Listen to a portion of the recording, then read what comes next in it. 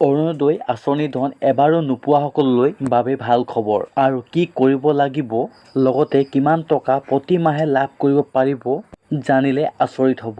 আৰু কেতিয়াৰ পৰা এই অৰুণোদয় আঁচনি ধন লাভ কৰিব পাৰিব জানো আহক। গতিকে ভিডিঅ'টো এতিয়াই শ্বেয়াৰ কৰি লওক।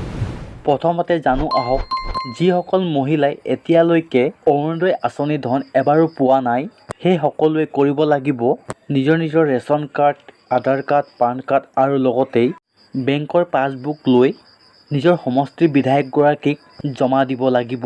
কিন্তু জমা দিয়া সময়ত এটা কথা মনত ৰাখিব, সেইগৰাকী মহিলা এটা দৰিদ্ৰ পৰিয়ালৰ হ'ব লাগিব আৰু তেওঁৰ ঘৰত কোনো চৰকাৰী চাকৰি কৰা হ'ব নালাগিব। তেতিয়াহে এই ৩,০০০কৈ প্ৰতি মাহে অৰুণোদয় আঁচনি ধন লাভ কৰিব পাৰিব। এতিয়া জানো আহক, এই ৩,০০০কৈ অৰুণোদয় আঁচনি ধন কেতিয়াৰ পৰা লাভ কৰিব পাৰিব।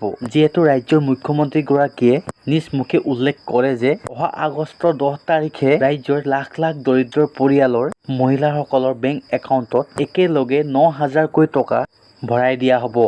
গতিকে খবৰটো পাই কেনেকুৱা পালে কমেণ্ট বক্সত কমেণ্ট কৰি জনাবলৈ নাপাহৰিব। লগতে ভিডিঅ'টো এতিয়াই শ্বেয়াৰ কৰি দিয়ক যাতে ৰাজ্যৰ সকলো দৰিদ্ৰ পৰিয়ালে অৰুণোদয় আঁচনি ধন লাভ কৰিব পাৰে।